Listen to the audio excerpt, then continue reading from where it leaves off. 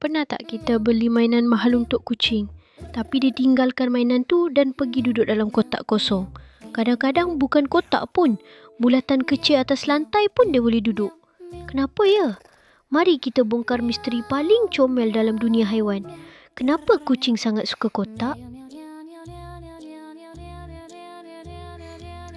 Pertama sekali, kotak bagi kucing rasa selamat.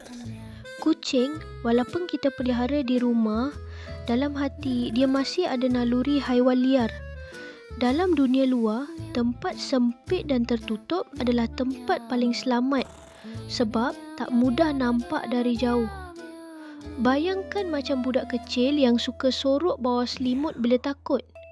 Dalam kotak, kucing rasa macam ada dinding pelindung di sekeliling dia. Tak ada apa boleh datang dari belakang. Jadi, bila dia masuk kotak, dia sebenarnya sedang buat safe zone untuk diri sendiri. Kedua, kotak boleh kurangkan stres. Saintis ada buat kajian di Pusat Jagaan Haiwan. Mereka letak kotak kosong dalam bilik kucing. Hasilnya, kucing yang ada kotak lebih cepat tenang, lebih cepat makan dan lebih cepat percaya manusia. Kotak jadi macam ruang peribadi yang buat kucing dapat rehat tanpa gangguan. Kalau manusia ada bilik tidur untuk tenangkan diri, kucing pula ada kotak. Ketiga, kotak sangat selesa dan panas. Kucing sebenarnya suka tempat panas. Suhu yang buat dia benar-benar selesa ialah sekitar 30 hingga 36 darjah Celsius, lebih tinggi daripada suhu bilik. Kotak, walaupun nampak macam benda biasa, sebenarnya perangkap haba yang bagus. Macam kita berselimut tebal bila sejuk.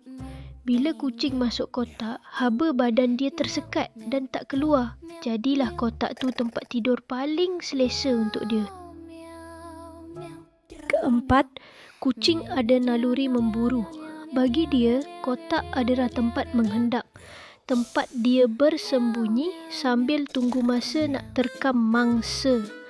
Yang selalunya bukan mangsa sebenar pun, tapi kaki manusia yang lalu depan kotak. Macam kita main sorok-sorok, kucing pun suka elemen kejutan dan permainan macam tu.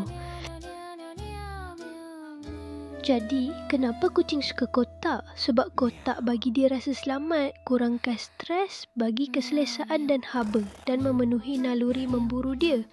Walaupun bagi kita kotak hanyalah kotak, bagi kucing, kotak ialah dunia kecil yang lengkap dan membahagiakan.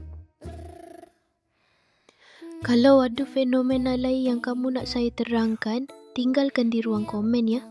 Jumpa lagi dalam video akan datang.